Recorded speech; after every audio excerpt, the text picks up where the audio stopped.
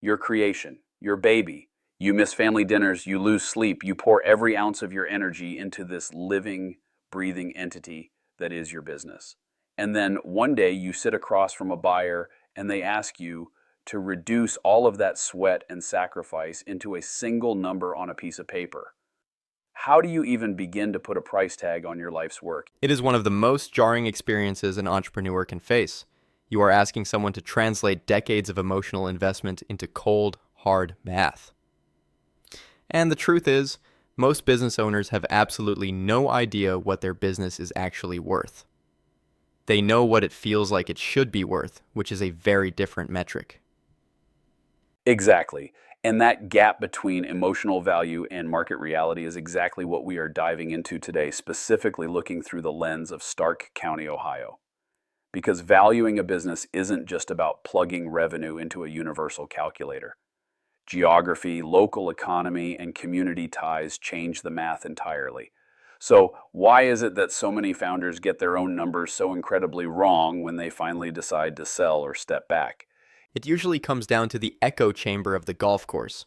A business owner hears that a buddy in a completely different industry, maybe in a completely different state, sold their company for 5 times revenue. Suddenly, that becomes the golden rule in their head. But business valuation is brutally specific. If you are operating in Canton, Ohio, you are dealing with a unique economic ecosystem. You cannot price a Midwestern manufacturing firm or a local service business using the same multiples as a tech startup in Silicon Valley. That makes perfect sense. Stark County has this rich, deep-rooted history in manufacturing, agriculture, and now a rapidly growing healthcare and service sector. It is a place built on tangible things and generational trust. How does that local identity actually alter the valuation process? It changes the weight of your intangible assets. In a place like Stark County, community goodwill is a massive economic driver. If a local HVAC company has been servicing the same neighborhoods for 40 years, their brand reputation isn't just a nice marketing bullet point, it is a highly bankable asset. But here's the catch. How do you transfer that trust to a new owner? A valuation expert has to look at that business and ask, if the founder leaves, does the customer loyalty leave with them? If the answer is yes, the value of the business plummets, no matter how good the current cash flow is. That is a terrifying thought for a founder. You build a business around your own personality, your own handshake, and in doing so, you accidentally make the business worthless to anyone else. It is the ultimate double-edged sword. So how do we actually measure the value? Strip away the emotion for a second. When a professional looks at a Stark County business, what are the actual gears turning under the hood of that valuation? There are generally 3 main lanes you can take. The first is the asset approach. Think of it like a liquidation sale. You tally up the trucks, the real estate, the machinery, the inventory, subtract the liabilities, and there is your number. It is straightforward, but it completely ignores the value of an ongoing profitable operation. It is like pricing a classic muscle car by just weighing the scrap metal. Right, it completely misses the magic of the machine actually running. Which brings us to the income approach, I assume? Spot on. The income approach is all about the future. It looks at the historical cash flow, specifically a metric called seller's discretionary earnings or EBITDA, and projects how much money this business will generate for the new owner down the line. You apply a multiple to that number based on the risk of the investment. A highly stable business with recurring revenue gets a higher multiple. A chaotic business heavily dependent on one big client gets a lower multiple. But who decides that multiple? That feels like the secret sauce that everyone argues over. If I am selling my logistics company in Canton, I want a 5 times multiple. The buyer wants to give me a 2 times multiple. How does the market actually settle that argument? That is where the third method comes in, the market approach. It is exactly like pricing a house. You look at the comps.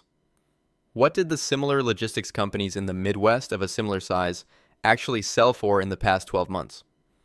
You cannot argue with the market. If the market is only paying 3 times earnings for your type of business right now, it does not matter how much you love your company. The market dictates the ceiling.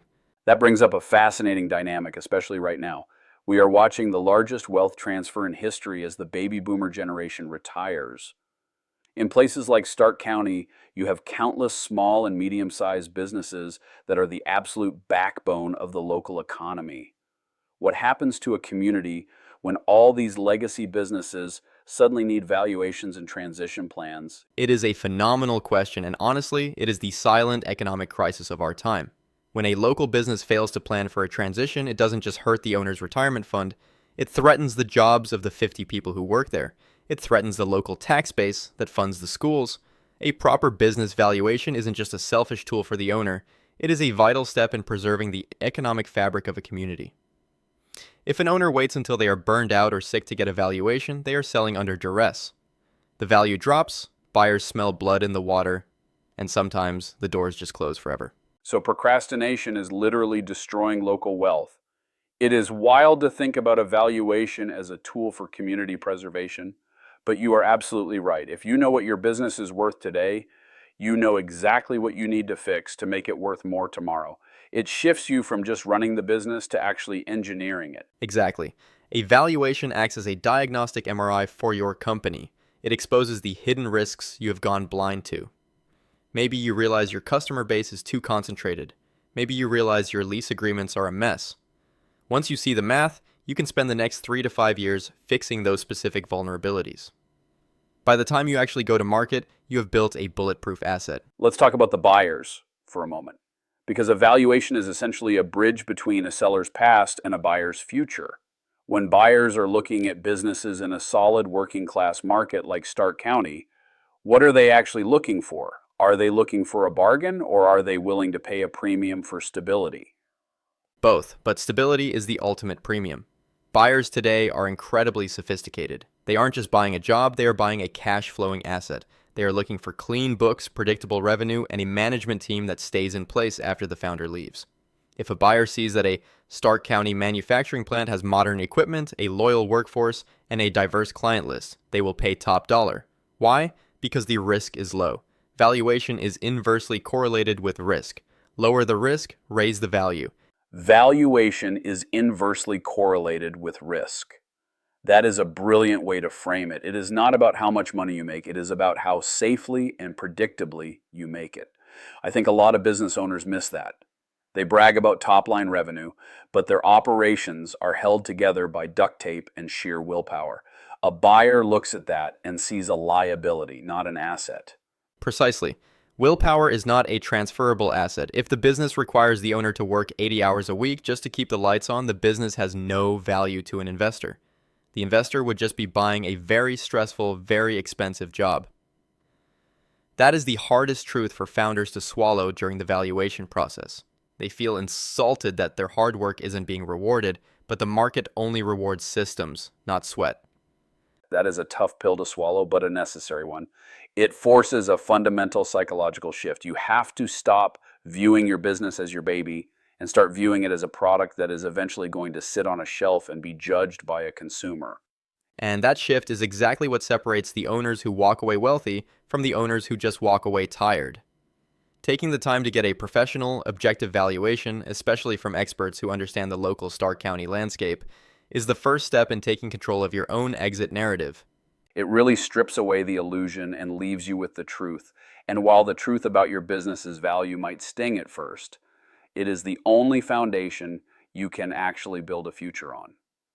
We spend our whole lives trying to build something of value, but if we never stop to actually measure it, we risk leaving the most important chips on the table. You cannot manage what you do not measure.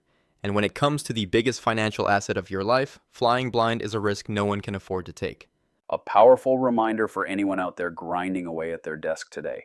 Your business is worth more than a guess, and your legacy deserves more than a rule of thumb. The numbers tell a story, and it is up to you to decide how that final chapter reads. Until next time, keep building, keep questioning, and never stop looking at what lies beneath the surface and considering what lies ahead.